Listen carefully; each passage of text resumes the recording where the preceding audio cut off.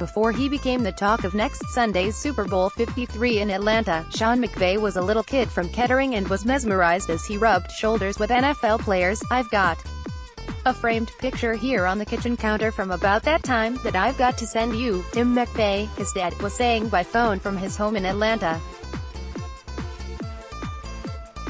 His grandpa was with the 49ers. He was the GM of the team during those Super Bowl years, and that's how Sean got to be around them.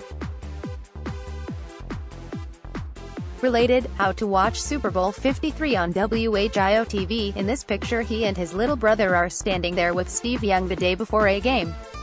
When you're just a kid, being around all that stuff at that level, it really makes an impact. "I'd take him to their walkthroughs, or maybe he'd ride the team bus and his eyes would be big as saucers. That's when he first got the bug. And today, some 27 years later, but still a kid when it comes to certain NFL reference points, he's still got it." But his grandfather, John McVay, the former University of Dayton football coach who went on lead the USFL's Memphis Southmen and the NFL's New York Giants before he became the San Francisco 49ers executive who engineered the team to 5 Super Bowl titles, made a correction when he spoke by phone from his home in Northern California. "I can't call him a kid anymore. Not after all this." Semantics aside, Sean McVay has achieved far beyond his years. When he first began his NFL career, helping coach wide receivers on John Gruden's Tampa Bay Buccaneers staff, he had just graduated from Miami University. He was 22 and younger than every receiver on the team. And 2 seasons ago, when he took over the Los Angeles Rams at age 30, he became the youngest head coach in NFL history. Undaunted, he immediately turned around a franchise that had had 13 straight losing seasons and was 4-12 the previous year, and guided the 2017 team to an 11-6 record while being named the NFL Coach of the Year. Sean McVay, right, younger brother Ryan, left, and San Francisco 49ers quarterback Steve Young in middle. Contributed photo, columnist. Now, having just turned 33 3 days ago, he has his 15-3 Rams in the NFL championship game against New England and is the youngest head coach in Super Bowl history.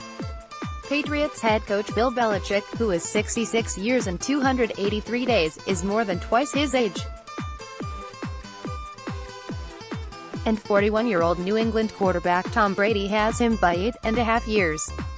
It's been a wondrous ascension for all to see, and especially folks here in the Miami Valley where the McVay family has a long association. "It's great that people back there can feel a connection and have a little fun with this journey," Tim said. "Everybody always likes to see each other's kids doing well and having some good fortune, just as Daytonians feel linked to Sean McVay. Born in Kettering Hospital, initially schooled at Ascension, the family has a special affinity for this area. It's home for us," Tim said. "We love it and love the people there. We have great memories there." Gloria, Tim's mom and Sean's grandmother, still lives in Xenia. John McVay, now retired from the NFL, remarried and living in Granite Bay, California outside Sacramento, played football for Woody Hayes and Ara Parseghian at Miami University and then began his coaching career at Franklin High School in 1956. He moved on to Canton Central Catholic and then joining Duffy Daugherty's staff at Michigan State. He took over the University of Dayton program in 1965, quickly turned it into a winner and stayed 8 years. "Dayton was a really great situation," he said. "We lived on Malone Avenue, just about a block away from the elementary school and Alter High. The kids had an almost idyllic time there." The 3 McVay boys, John, Jim and Tim, all starred with the Alter football team and each went on to a college career. John played at Miami in the 1970s on teams that beat Florida and Georgia in back-to-back Tangerine Bowls. Jim was a quarterback at the University of Dayton and for the past 30 years has run the Outback Bowl in Tampa. Tim, the youngest, was a standout safety at Indiana University and then spent 39 years with Cox Media, including 13 with WHIO TV here in Dayton. "I've got a ton of memories from Malone Avenue," Tim said. "We grew up next door to the Heckmans and the Weimer family was right there. We'd be out in the street every night, throwing the ball and talking. We had a ball, and when it came to football, I was a lot like Sean, but maybe even more so because my dad was the coach. I remember going with him when he recruited. I'd go over to campus and go to the field house and watch Donnie Mae and the basketball team. At a lot of the football games I was the ball boy on the sideline. I loved all that stuff and probably took the losses harder than Dad did. The staff John McVay put together at UD was especially impressive. 10 of his coaches went on to coach in the NFL, and 2, Wayne Fontes and Dennis Green, became head coaches. George Pearls, Tom Moore, Jim Gruden, Joe Iglowski. We were blessed with great coaches right from the start, John said. I tell you, we had a better staff than the Big Ten. John McVay during his days as the head coach of the University of Dayton football team. Later in his career as a member of the San Francisco 49ers front office, McVay, the grandfather of Rams coach Sean McVay, collaborated with coach Bill Walsh on 5 Super Bowl winning teams.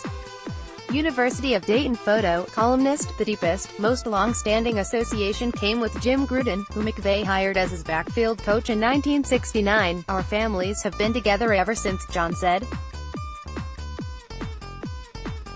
We've worked together, hired each other back and forth, looked out for each other. Jim Gruden recruited Tim to Indiana. Later Jim's son John, who had been a University of Dayton quarterback, returned the favor and hired Sean at Tampa Bay. In 2014, when Jay Gruden, John's brother, left the Cincinnati Bengals to take over the Washington Redskins, he kept Sean, already an assistant there, on his staff, and the move paid off. Sean had great success as the offensive coordinator, especially in helping develop quarterback Kirk Cousins, much the way he's now helped Rams quarterback Jared Goff blossom. Maybe the biggest assist between the families came in the 1979 NFL Draft when John McVay was a 49ers administrative assistant. We were wondering why Notre Dame quarterback Joe Montana was still on the board, he said. Head coach Bill Walsh asked, "Who do we know at Notre Dame?" And I said, "Gruden." He said, "Call him." Jim Gruden was the Irish's running backs coach, and McVay said he did call. I said, "What's the story on Montana? He's still on the board, but our coaches and scouts love him." And Jim said, "Listen, just take him." The 49ers took Montana in the 3rd round, and 2 years later he led them to the first of his 4 Super Bowl crowns, after which Steve Young took over. He soaked everything in. Tim's job with Cox, eventually becoming the VP and general manager at WSB-TV, took him, wife Cindy and their 2 boys from Kettering to Atlanta in 1992. Once in high school, Sean was a star quarterback at Marist School in Brookhaven outside Atlanta. He had offers from schools like Georgia Tech, Duke, Rice, Tulane, Navy and Air Force, but chose Miami, where his uncle John had had stellar career and his grandfather is in the Hall of Fame and the Cradle of Coaches Club. I remember when I was 5 or 6 years old and my dad would take me to the 49ers Saturday walkthroughs before Sunday games. He told me when we first spoke in 2005 when he was a sophomore receiver and kick returner for the Red Hawks, I'd get to hang out and talk to players. It might not seem like much, but it makes an impact on a little kid when Steve Young and Jerry Rice come up and say, "Hey." He said Young once tossed him a towel at a Monday night football game and he remembered riding the team bus to a Sunday game and sitting next to center Jesse Sapolu. He was joking around with me, making me feel like one of the guys. Red Hawk WR Sean McVay, with the help of teammate Jake O'Connell, elude Temple's Anthony Furlow on Saturday, October 20, 2007. Contributed photo by Kevin Cook. When we talked that day you could hear the fascination he had with the NFL, and it didn't take long after that for it to become a reality. 3 years later he was with Tampa Bay, and as John Gruden once said, he was full of energy and he was a sponge. He soaked everything in. A year after Sean was hired as special assistant to the head coach and then made a wide receivers assistant, Gruden, who had won the Super Bowl 5 years earlier, was fired following a 9-7 season. Right after that, John told his brother Jay, who had been on the staff, and Sean, "I want to make sure you guys are fully up to speed on every aspect I know about coaching in the NFL," Tim said. He told Sean, "I'm going to start meetings at 6:30 in the morning and don't be late." Sean was out of a job, too, and had gotten some offers from colleges as assistant coach. He called me and told me what John wanted to do for a handful of months. And you know how many people were in the class? Just two, Sean and Jay. Sean said, "Look, I don't have any money," and I told him I'd consider it that he's going to get his doctorate in coaching.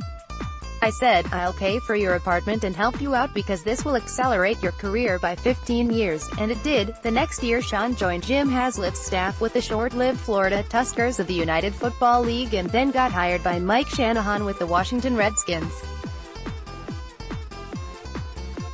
He stayed on when Jay Gruden took over and quickly gained a reputation as something of a quarterback whisperer. When HBO's Real Sports with Brian Gumbel did a feature on Sean, Tim made a candid admission. He recounted how his son called and told him he would likely get some interviews for head coaching jobs, and believed he could land one. "I said, I'm all for you, man," he told HBO, "and when I hung up, my wife said, 'Can he get one of those jobs this soon?' And I said, 'Nah, asked about that now.'" He laughed. "They cut part of it out. No one has any more confidence in Sean's capabilities than I do, but I still thought it might be a little early, that it might be a couple of more years, but the truth is he was on fast-track learning curve because of the people he was around. And he had been coaching in the pros for 8 years. By all accounts, when Sean interviewed with the Rams, he was so prepared and so enthusiastic that he just blew them away. It was weird for me," Tim laughed. "Here we've been lifelong 49ers fans. Dad's in the 49ers Ring of Honor and the Bay Area Hall of Fame. The experiences with them were so great, and all of a sudden Sean's with the Rams. Holy crap. We never rooted for the Rams, but I sure do now." Video, Los Angeles Rams head coach Sean McVay discusses the New England Patriots prior to the February 3 Super Bowl in Atlanta. Video by D. Orlando Ledbetter, another ring for the family? John McVay said he gave his grandson the Bill Walsh book about leadership. "The score takes care of itself. Bill was absolutely a brilliant guy," John said. "He could have been a leading surgeon, a leading politician, an astronaut. He was really, really intelligent. If someone said, 'I want to be a pro coach,' I'd tell, 'Get the book and memorize it. It's full of wisdom.' It's right down to the speeches he gave to maintenance people and people in the secretarial pool. He covers every base." Sean once said that during his formative years he used to read 2 pages in that book every night before he went to bed. And he still goes through it on occasion now. John, who has gone with Tim to a few of Sean's games and has watched the rest on TV, has noticed something about his grandson in recent games. "It's been a real study the way he handles the last half of the fourth quarter. He maintains his confidence in what he's doing. He doesn't waver. I just wish I could get those TV people to keep him in focus for me." One thing that is clear, with this trip to the Super Bowl, Sean may build on another McVay practice. Los Angeles Rams head coach Sean McVay argues with a referee against the New Orleans Saints in the NFC Championship game on Sunday, Jan. 2019 at the Superdome in New Orleans, Louisiana. Wally Scalage, Los Angeles Times, TNS, columnist. "After the 49ers won their 4th Super Bowl, we were at Christmas one time and we see these little boxes," Tim said. "Dad goes, 'I got you 3 boys a little gift.' We were like, 'Oh, that's nice, but you didn't need to do that.' Then we opened them and he gave each of us a Super Bowl ring. John's the oldest and got the first one when they beat the Bengals up in Detroit. Jim got the one when they beat the Miami Dolphins, and Dan Marino and I got the 3rd one when they beat Cincinnati on the Joe Montana to John Taylor pass with like 30 seconds left. He still had the 4th one for himself and later got the 5th one, too." John laughed as he thought about those days. "It was an unbelievable time for our franchise, and now hopefully someday soon, Sean will get another ring and start another tradition."